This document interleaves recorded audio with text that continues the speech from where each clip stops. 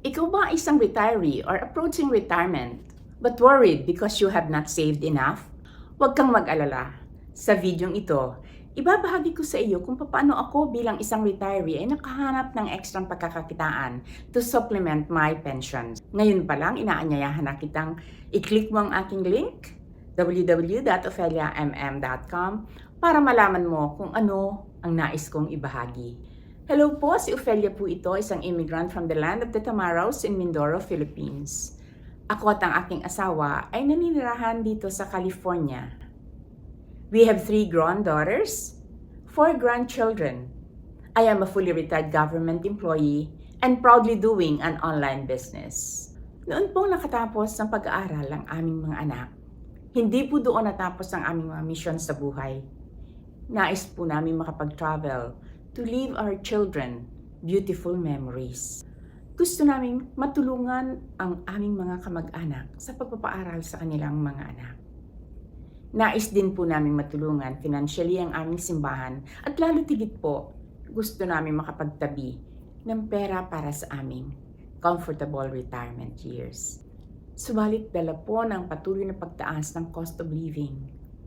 Ang mga pangarap po yun ay muli naming na isang tabi. Naging paycheck to paycheck lamang po ang aming existence. Sapat lamang po ang aming kinikita sa aming mga bayarin, sa aming mga taxes, sa aming mga pang-araw-araw na gastos. At nasabi ko po sa aking sarili, kung ganito ng ganito ang takbo ng aming buhay, paano pa kaya namin matutupad ang aming mga pangarap? Patuloy po kaming nanalig sa Diyos, nanalangin na sana kami ay bigyan pa ng isang pagkakataon upang sa ganon matupad namin ang mga pangarap na yon. At isang araw po I was on my social media. Nakita ko po ang interview ng mag-asawang Filipino na ibinabahagi nila ang mga benefits na kanilang nakukuha sa kanilang online business.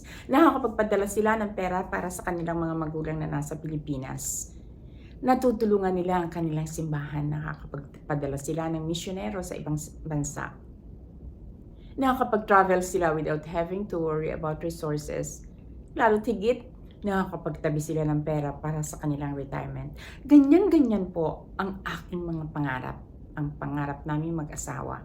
Hindi po ako nagdalawang isip, pinuntahan ko ang kanilang website, sinulat ko ang aking pangalan at ang aking email address at ipinadala nila sa akin ang link para sa ganon makapanood ako ng libreng webinar. At doon po sa webinar na yon, natuklasan ko na libo-libong tao na pala ang natulungan ng online business na ito. Binago ang kanilang mga buhay.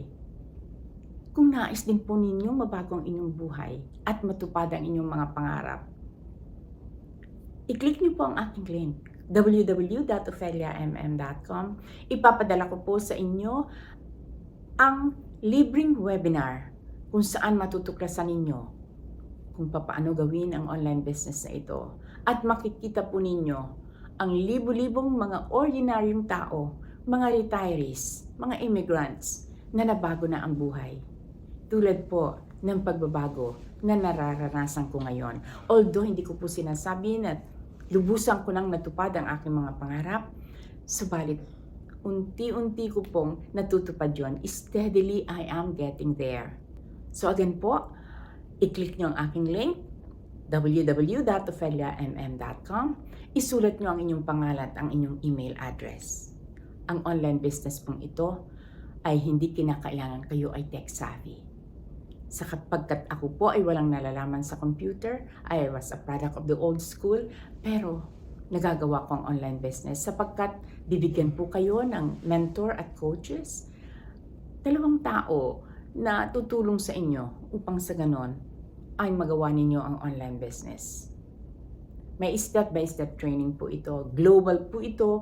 Legit sapagkat nagbabayad kami ng aming taxes every time we would earn from the business.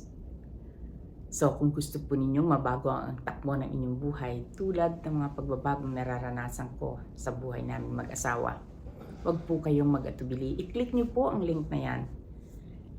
Click the Learn More button and I will send you access to a free webinar that will surely change your life. Maraming salamat po sa inyong panonood. See you on the other side. God bless you.